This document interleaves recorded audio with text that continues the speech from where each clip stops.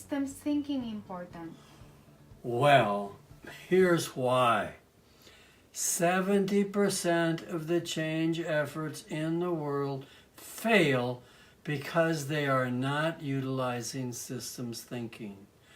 I am confident about the 70% failure, although I think it's moving down more to like 60% now because of the research at Harvard and Columbia. And I just checked this in a publication that we just did in India with Werner Burke. He says, yes, 70% are failing. Now, what organization development is about is applied behavioral science. We are scientists on behavior of people and organizations. And to change behavior, we need to have the entire system considered. Now let me give an example. My 20, 30-year client, God knows how long, Twin City Die Casting. We've had issues between engineering and production. Engineering would throw over the wall the new specs, and production would get all confused. And so we worked that relationship. So now they are in partnership, and then we added the customer with the engineer, with the production, and then the customer again. And that circle has substantially changed the system behavior. In fact, in that situation, in an earlier time, we brought Hewlett-Packard in because they were a supplier. Twin City Die Casting supplied Hewlett-Packard with a part for printers for every printer they printed. Huge contract. They made millions on that contract. And we had a conversation between Hewlett-Packard people and my Twin City Die Casting people in a group where everything was surfaced and dealt with. And their success occurred because of those conversations and those interactions. Now, 99%, Maja, as you hear me say, of our efforts succeed to one degree or another. That's a remarkable difference. Why? Because as far as I know, and I'm preaching this every place on LinkedIn and so forth, they're starting to catch on. The change management people are starting to think about systems. And that it's simply as this, is that we integrate the CEO's personal transformation with the executive team's transformation, with the leadership, the people that they lead, the next 300-400 people. We look at the culture aspiration of all of that. We don't work with culture alone. Harvard says the reason Harvard says because leadership development gets a great big fat F. And they said it's because the leadership development is not connected to the goals or the strategy.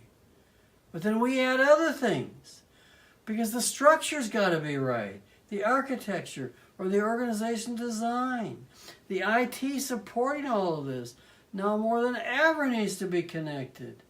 My daughter is dealing with that in a special situation right now where she's working with the IT department and the customer service.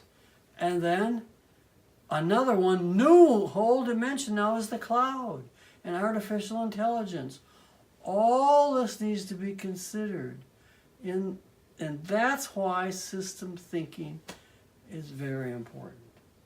So just like what we said a while ago, Roland, that systems thinking underpins WST.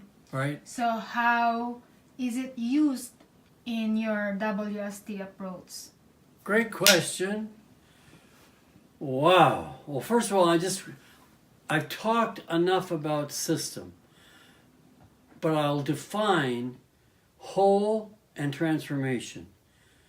And the rest of the series will be about how systems thinking impacts WST. So let's talk about whole. I studied with Fritz Burroughs at the Californian Big Sur, and he's the person who gave us Gestalt therapy. Much of organization development is based on his thinking of Gestalt. Gestalt is defined as whole. Whole, it can be defined as healing or health. And so when the whole is harmoniously being in harmony with one part or another part, the system works when it's whole. And now let's talk about transformation. Oh my God. One of my favorite words. Transformation is a leap. It's a shift. It's a change in identity. It's a metamorphosis. The caterpillar becomes the butterfly. The butterfly comes out of the DNA of the caterpillar, but it's totally different. And that's what transformation is. It's a magical release to something brand new. Everybody's talking about transformation these days. Even the Drucker Institute.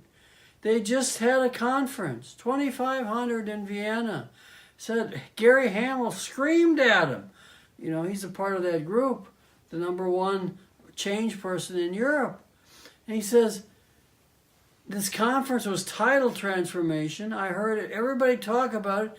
I didn't hear anybody give us any concrete solutions of how to do it. He says, this is what our challenge is. We've got to figure this out. And so, where transformation happens for me, and how I figured it out, it only happens 2 places.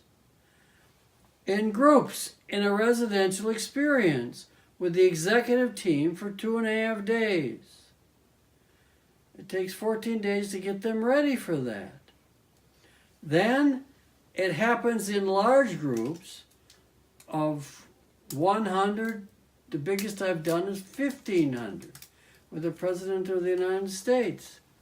And so something magical happens in these meetings when they're designed right.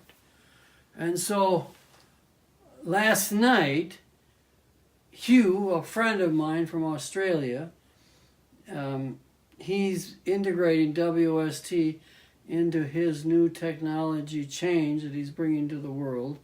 He's got 5 locations around the world where he's ready. He's got the leading water technology. And let me just read to you what I wrote to him last night. I said, Hugh, when we're speaking of transformation, we're not talking about improvement or incremental change or linear change. I believe that 98% of the world in organizational change and OD is talking about linear change. That means we plan from where we are and we go forth, step by step. Okay? I say to you, we're speaking of exponential change that's dramatic, earth-shaking, profound, with expectations of grand results. Google's got this figured out. They don't want 10% improvement. They want 1,000% improvement. So when we're talking about exponential change, we're talking about going to 30. 1, 2, 4, 8, 16. When you go 30 steps, you get 1 billion. When you're doing linear change, you get 30. And so those of you who don't know, plug in to see what's going on in the world. Just now, this year, the exponential change has started with the cloud. And I continue to say, Linear change plans from the present. Fourth, 1, 2, 3, 4. Exponential change plans comes back from a clear dream. Backward. This is where we're going to be in 2, 3 years. We can't go out much further because the change is so dramatic. And people get excited about possibilities.